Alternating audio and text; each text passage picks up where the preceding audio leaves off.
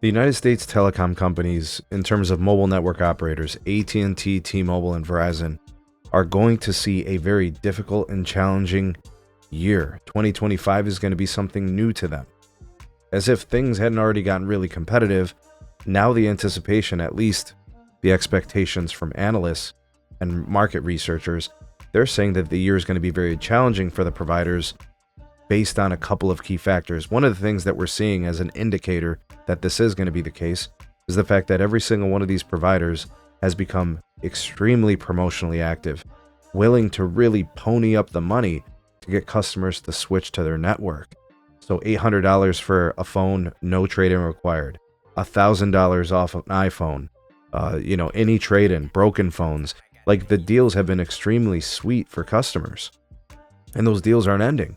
The companies continue to offer bundle discounts. Take their mobile service, also take their home broadband options, and they'll give you, $15, $20, $25 discounts in those services. We've heard telecom CEOs talk about it. AT&T's CEO John Stankey said January is a little bit rocky. They adjusted their promotions accordingly. Verizon said the same thing recently, right? They were talking about the same type of things. And T-Mobile has modified their promotions. And all these things are going on. The indication is that it's going to be harder and harder to obtain customers. The switcher pool is going to be more active only if you can give customers incredible deals. And even then, I think customers are going to show they simply don't have the resources to just pony up all the money to upgrade. Even if they're getting free phones and take the most expensive plans, things are going to be very dicey for the American customer.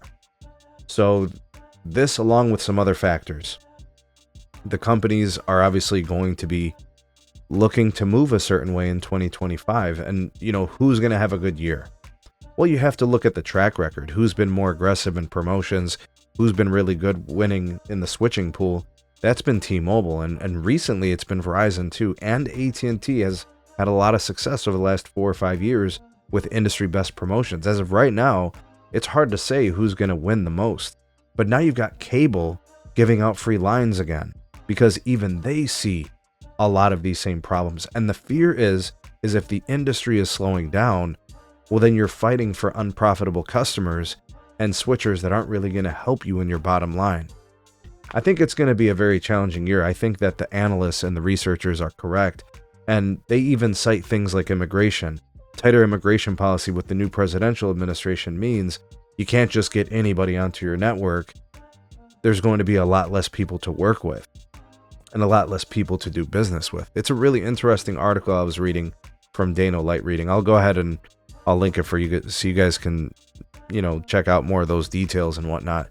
But it's definitely something we're going to monitor.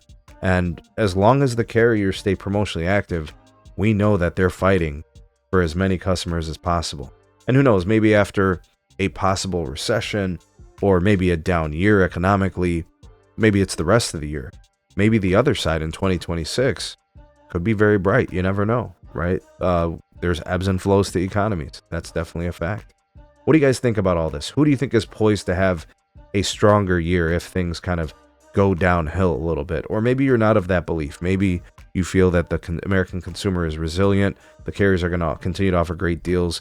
Things are going to get ironed out and work out just fine. Let me know. Drop me a comment. Like, share, subscribe. Check out some more of our videos. We'll see you guys on the next one.